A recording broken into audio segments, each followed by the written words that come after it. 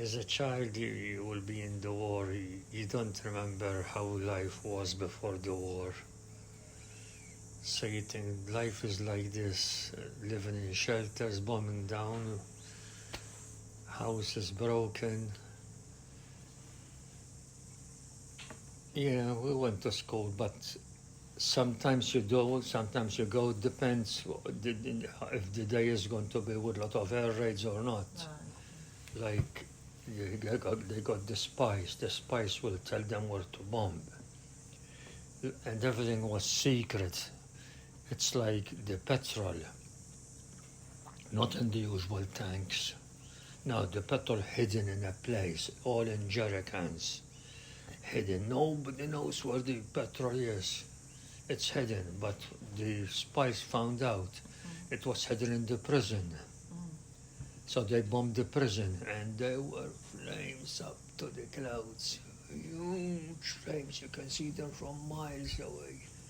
Because they bombed the prison to burn the petrol. Yeah, they bombed this garage where we were living only from here up to that fence, away from this garage. The whole area was flattened. You cannot see our house. Our house survived, but all the houses around the garage, they were all destroyed. And there was a man, he left his horse outside. He got a horse and a gig. And when he came out, no sign of the horse, no sign of anything. But that was not the worst. The worst part was one of the boys, about our age at that time, 7, 8 years old. His father was a lawyer, and he was the only one. They can afford to buy him a bicycle.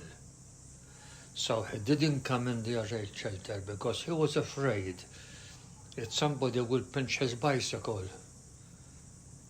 So when the raid was finished, where is this boy? Nobody can find him. And there were what they call the ARP people. They come after raids to see who was injured, who was not. And they were looking everywhere to see if they can find this boy. And eventually they found just an arm under a tree. That's all it was left of him, just an arm. And there was a big garage for all the buses. And in wartime, they can do anything. They stop all these buses, they send them somewhere else. And they converted this garage into a flower store. Because if they put the flower where usually is, they will be bombed. The bombers will come and bomb it down. So they had to put it in a secret place where the Italians, they don't know where. But then there will be the spies around it, try to look for information, and nobody knows who the spies are. So there were these men every day used to come to unload big trucks with flour sacks and put them in there. And then when army trucks come, they will load them on army trucks. And sometimes they had to work in the dark, sometimes during the day. And these men, my mother, somebody told her that these men, they can get a little bit of flour for a price, So she told one of them, he said, that's where I live. She said, I come after work. So we're there, suddenly knock on the door, and this big man came, still in his clothes, his working clothes. She said, I got you the flour. My mother said, what is it? He said, have you got a sheet? He said, yes, put the sheet on the floor. And we don't know what the flour is. He's not carrying anything. He stepped in the middle of the sheet. He lifted up a little bit of his trousers and do a rubber clip, and flour started coming down. And the other one, he was wearing like another, what they call them, like long johns. And he put the flower from the top. I cannot get down because I got the rubber clips. So when he removed the rubber clips, all the flower comes down. And he made a nice little heap about this big. My mother gave him £1 and he gone. A pound in those days, it was like about $600 today. Yeah. And we survived a little bit here, a little bit there, and flour used to make pikelets, because everybody was starving. There was no food. There was no shops. There was what they call the Victor Kitchen.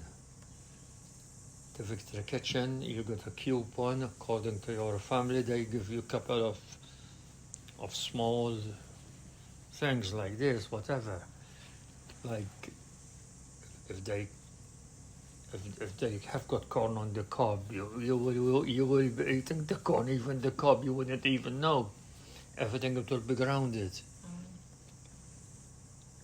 But you know, the food was like the bread was rationed. Quarter of a kilo for the men only, nothing for the kids. Because the men had to work. That was your ration, quarter of a kilo. So cigarettes, they were they were rationed too. 10 cigarettes per man. So there used to be a long queue. The men, all the men after work, they joined the queue to go and buy 10 cigarettes. So I used to go straight from school, joining the queue. So when my father came, he would take my place. And he would buy 10 cigarettes, perhaps for 6p, something like that. But then he will sell it for £1. Because somebody who can afford but one cigarette, you know, he will pay £1. So he'll get that £1. And during the very late at night, go and knock the baker. The bakers, they work at night. What do you want? Open the door. Because once I went with him. Open the door. What do you open the door? And as soon as you open the door, he will see him holding £1 like this. And he'll give you just a little round, like a pikelet, but about that big, you know, for £1. That was better than nothing. Well, one, they were digging the air raid shelter. And at night, we used to sleep in the air raid shelter. And we had a corner where my father put like 2 pipes in the wall and a couple of planks. And me and my brother, we used to sit on them, and my mom and dad used to sleep underneath on deck chairs. Then there was this guy who wanted that corner. My father told him, no, I said, that's my corner, you're not going to get it. So one day, my father was carrying all the bedding to go to prepare for the night. I was following him. And this man was there, but with another man, with my big man, he was a truck driver. He told Freddy, you are not going to pass through here.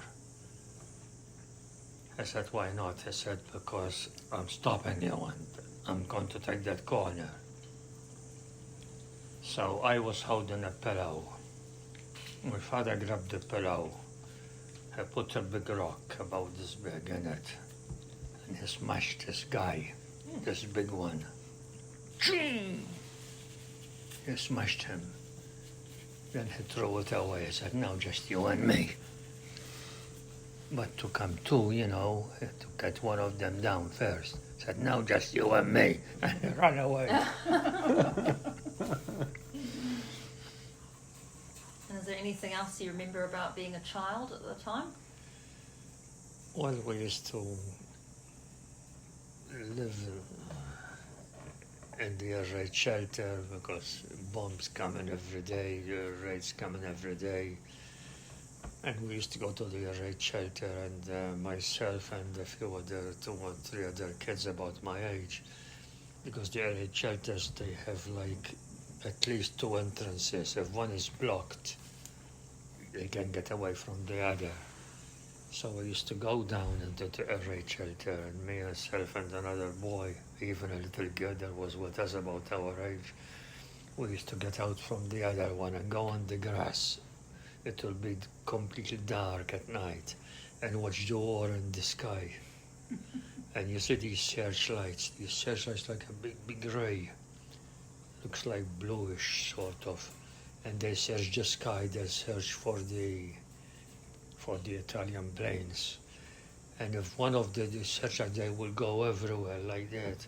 And if one will catch him, you see him bright, and all the other searchlights, they will join on him.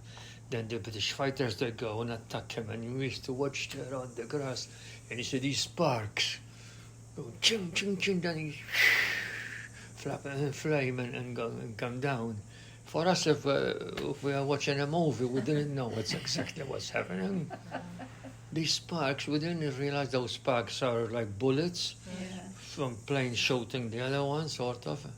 Because when he is caught in the searchlight, the British fighters, they will swarm on him, and they will make sure it's down. Yeah, there was an Italian bomber. They took its name, the type they call him Junker 88, and he have got something like the engine. We used to vroom, vroom, vroom, vroom, goes like that. Junker 88 and drop the bombs. You see like an air raid. It's only one plane in the air, and he's at a safe height and circling. He will be taking pictures. So the Bofors, the anti-aircraft guns, they will try to shoot at him, even they know he is high. But while they're shooting, he's taking pictures. Then he will go with the pictures. Then they will study where the guns are positioned. In the meantime, these guns are going to shift. And they have even trees, like a tree, they will cut it off, put it in a drum and shift it off, so that it will confuse them. So if they will say the gun was 20 meters away from this tree, now the tree is not there anymore. Everything will change after, and then he will go study the pictures, and then there will come 10 planes, 20 planes. And they will be confused. They don't know we're going to bomb now, because they have the photo, and now everything changed. The guns were shifted, the trees were shifted. Yeah. And tell us about the ship where they fooled them by making it look like it was... Oh, yeah. That was an aircraft carrier, HMS Illustrious. It was in the harbor, and the Italians, they wanted to sink it. Now, to sink it really is to paralyze the harbor, not to sink it, just to sink a ship. But if you sink it, you paralyze the harbor. So you got the main city, Valletta, on one side, and the other buildings and bastions on the other side, and it's about roughly 5 kilometers in between, sort of, in the harbor. But a plane, a dive bomber, had to come from one side like that, and had to drop the bomb before he would see the ship, because the bomb is going to travel sideways like that when he drops it, because he releases the bomb at a speed. He will go very high in the cloud, then he will come at a big dive and release the bomb, and the bomb will go. And they couldn't hit it.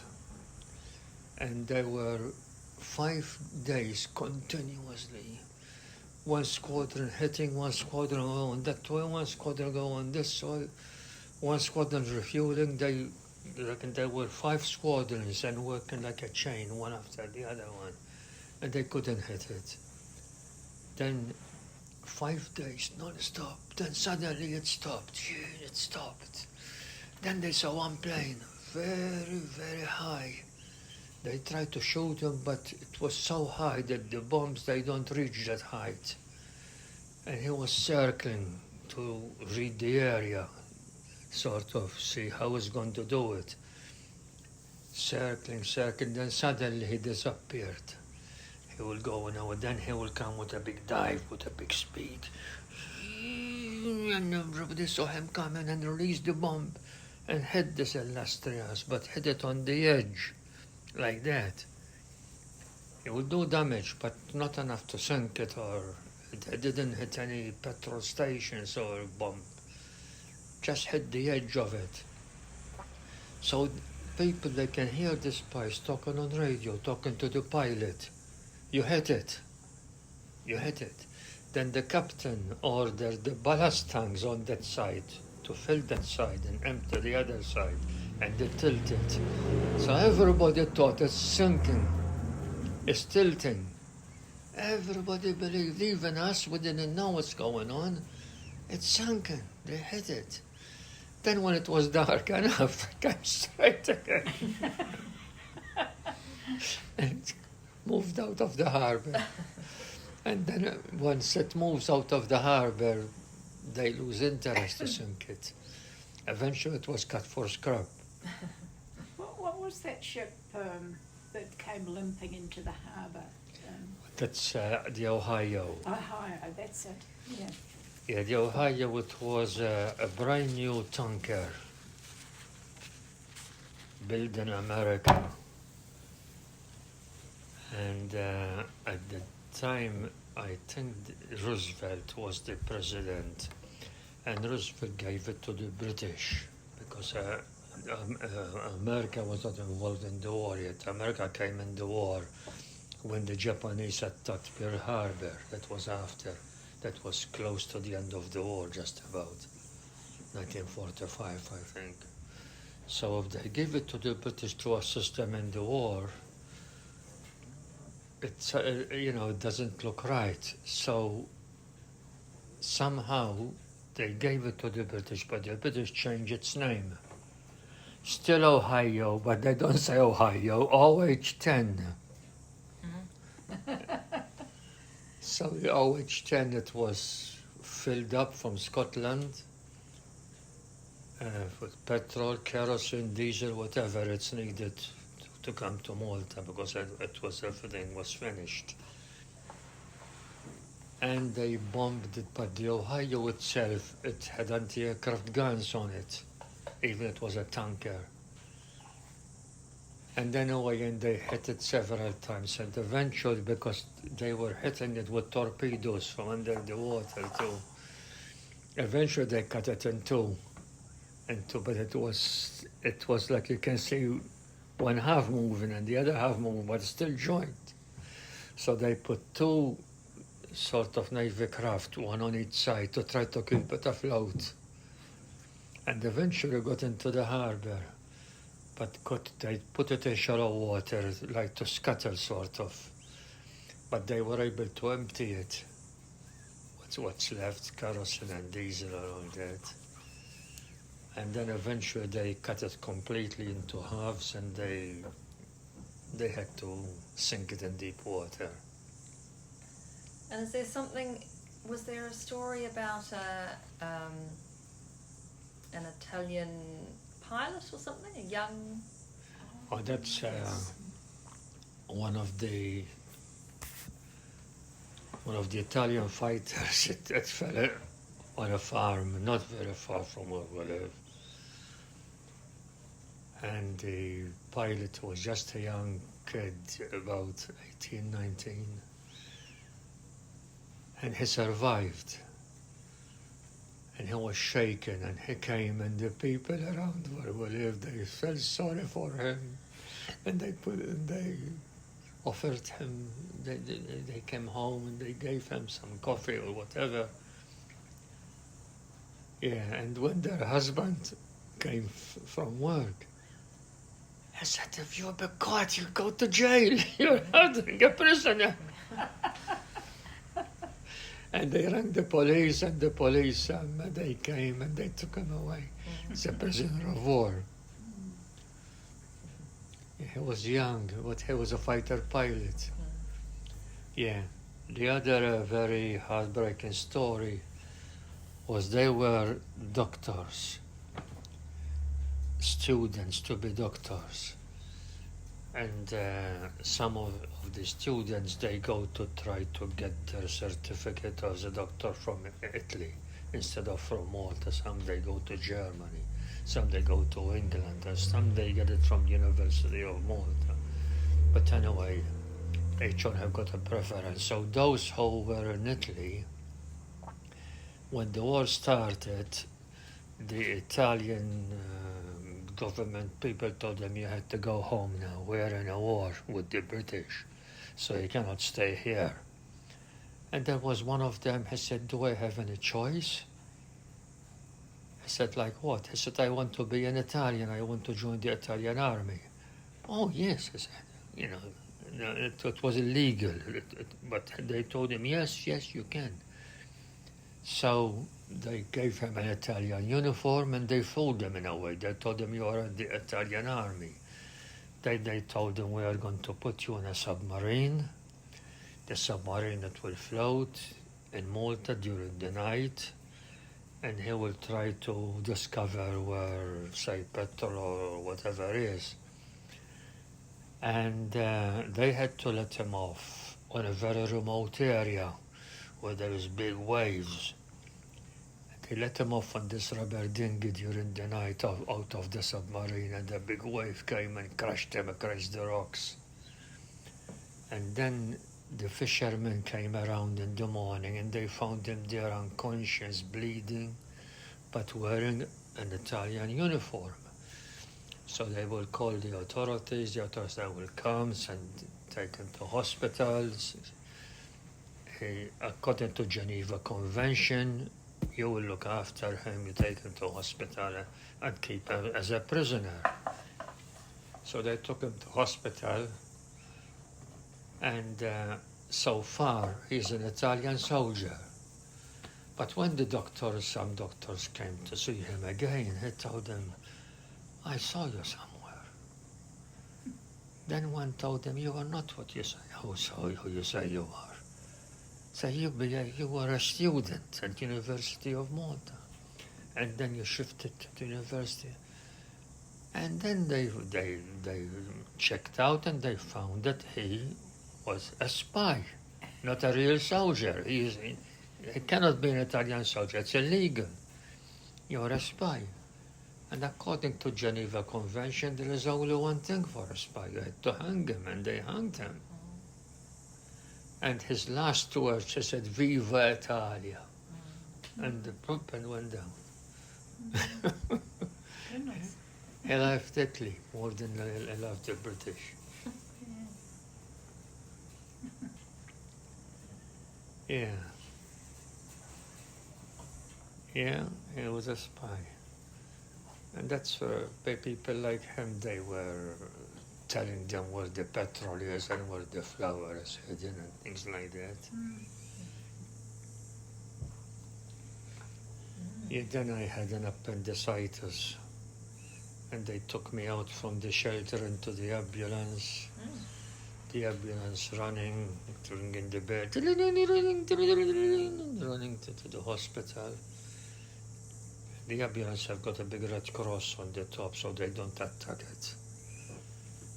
And while I was in hospital, a man came with bullet wounds, and he was telling us what happened. He was a fisherman, and he said the fighter, the German fighter, the pilot, they will zoom that close to him, open the window and shoot him with a rifle. Not even with the cannons, so they just open the window I shoot him with a window and I get a few bullet But wounds he's on him. clearly a civilian, right? Is that what that's So he against was a the- fisherman, Yeah. yeah. That He's must a be fisherman. against the Oh. Geneva Convention. On a fishing boat. Yeah, yeah. And he said these Germans are like that. He comes, he see him fishing, so he comes around and opened the window and get his own he had a rifle and shoot him with a rifle.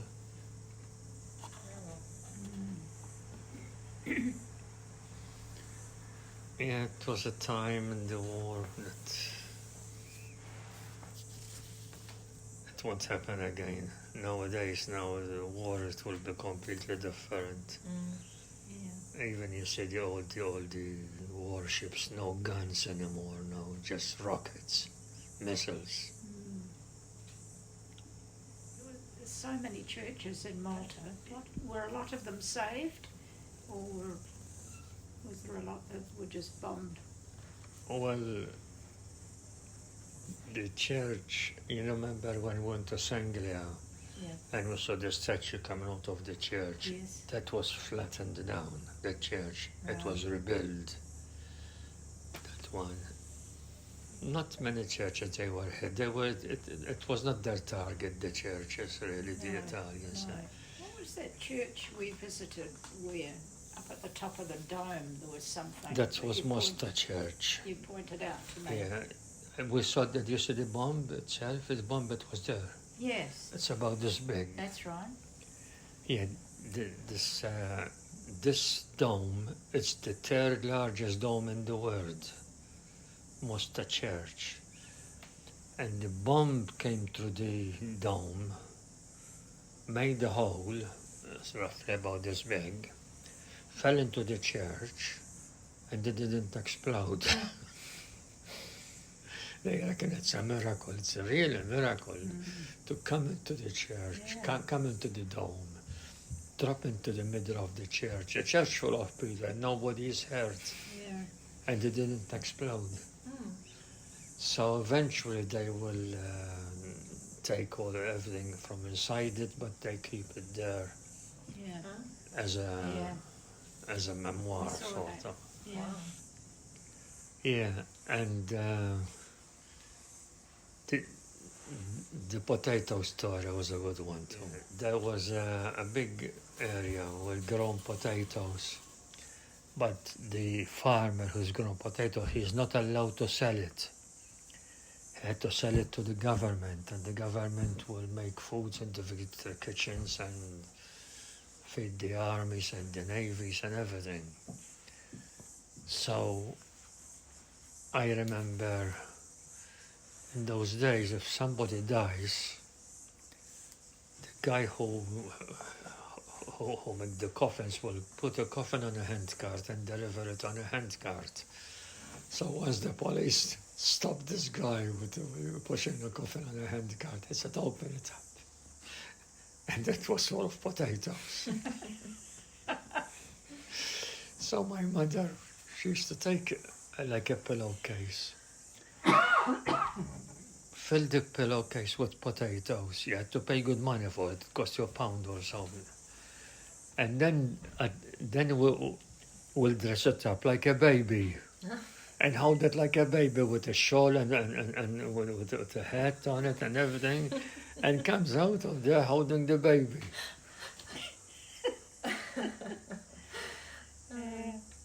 Yeah, me and my brother were still little kids, and my mother have got a baby, and we'll go with the baby.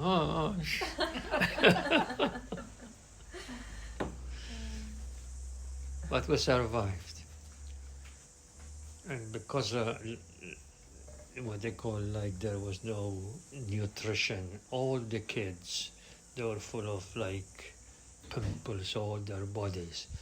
Me and my brother, we didn't have that because we had something to eat at least. But my waist was only about that big. We starved. Then when the war finished, no more planes, no more air raids, bells ringing, churches, everything, No more war.